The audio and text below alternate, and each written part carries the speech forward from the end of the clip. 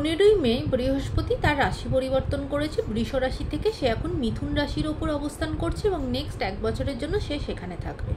এবার বৃহস্পতির রাশি পরিবর্তনের জন্য কন্যা রাশির মানুষজনদের ওপর কি কি ইম্প্যাক্ট নিয়ে আসবে আজকে এই ভিডিওর মাধ্যমে সেটা নিয়েই আলোচনা করব। দেখুন, বৃহস্পতি একটা অত্যন্ত পজিটিভ, অত্যন্ত বেনিফিক একটা প্ল্যানেট। তাই সাধারণত বৃহস্পতি আমাদের জীবনে খুব পজিটিভ ইম্প্যাক্ট তৈরি করে। খুব কম ক্ষেত্রে হয়তো বৃহস্পতি অ্যাফ্লেক্টেড বা ডিগ্রিগতভাবে প্রচণ্ড উইক হয়ে আছে বা নিচস্থ হয়ে আছে, সেই ক্ষেত্রে হয়তো বৃহস্পতি নেগেটিভ ইম্প্যাক্ট দেয়। আদারওয়াইজ বৃহস্পতি কিন্তু আমাদের অলওয়েজ পজিটিভ ইম্প্যাক্টই দেয়। তাই জন্য বৃহস্পতির রাশি পরিবর্তনটা আমাদের জীবনে পজিটিভ ইম্প্যাক্ট নিয়ে আসবে।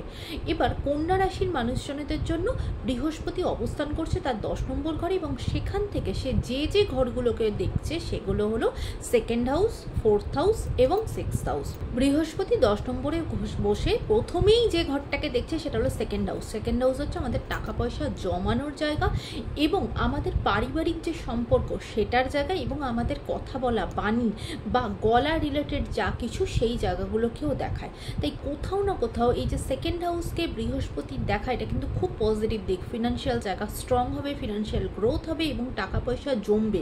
এতদিন ধরে হয়তো অনেক ইনকাম হচ্ছিল কিন্তু টাকা পয়সা কিছুতেই জমাতে পারছিলেন না, সেটা কিন্তু সেই টাকা পয়সাটা জমবে এবং পরিবারের সকলের সাথে বন্ডিংটা খুব স্ট্রং হবে। এতদিন ধরে যদি গলা বা কথা বলার জায়গায় কোনো প্রবলেম হচ্ছিল বা সেই রকম কোনো হেলথ ইস্যুতে ভুগছিলেন গলা রিলেটেড, সেগুলো কিন্তু ঠিক হবে। তাই 2nd হাউসের ওপর বৃহস্পতির অবস্থান আপনার জন্য খুব পজিটিভ ইম্প্যাক্ট নিয়ে আসবে। এবার বৃহস্পতি নেক্সট যে ঘরটাকে দেখছে সেটা হলো 4th হাউস। 4th হাউস হচ্ছে আপনার মায়ের জায়গা, 4th হাউস হচ্ছে আপনার বাড়ি গাড়ির জায়গা এবং হোম কমফোর্টের জায়গা।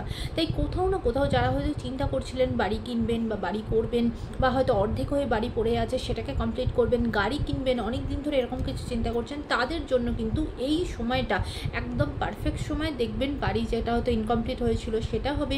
যারা ফ্ল্যাট বা বাড়ি খুঁজছেন তারা নতুন উদ্যোগে নতুনভাবে সেটা করবেন এবং সেটা করতেও পারবেন, কারণ বৃহস্পতি সম্পূর্ণভাবে তার ব্লেসিংস আপনার জীবনে আছে।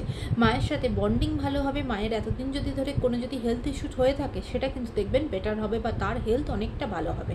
এরপরে বৃহস্পতি নেক্সট যে ঘরটাকে দেখছে সেটা হলো 6th হাউস। 6th হাউস হচ্ছে আমাদের রোগ, ঋণ, এই সব কিছুর ঘর, শত্রুতা, এগুলো হচ্ছে সব 6th হাউস। দেখবেন এতদিন ধরে হয়তো আপনি কোনো হয়তো লোন নেওয়ার চেষ্টা করছেন, অনেক ঘুরছেন, কিছু হয়তো কিছু ছোটো কারণে হয়তো আটকে যাচ্ছে, সেই হেল্পটা দেখবেন এই যে বৃহস্পতি দৃষ্টি দেওয়া শুরু করলো, সেই লোন আপনার হয়ে যাবে বা সেটা পেয়ে যাবেন।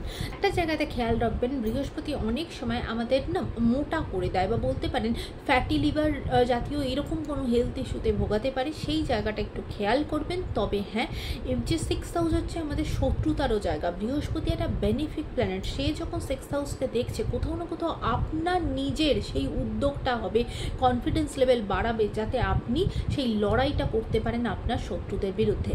এবং 6th হাউস হচ্ছে আমাদের যে জব, মানে কাজের জায়গায় যে গ্রোথ, সেটা কিন্তু 6th হাউস থেকেও আসে। সেই 6th হাউসে বৃহস্পতির দৃষ্টি দেওয়া মানে কাজের জায়গাতেও আপনার গ্রোথ নিয়ে আসবে। ওভারঅল বৃহস্পতির রাশি পরিবর্তনের জন্য আপনার জীবনে এই পজিটিভ ইম্প্যাক্টগুলো নিয়ে আসবে। আশা করি সকলের ভালো লেগেছে। এবার একদম এইটা একটা ওভারঅল আলোচনা।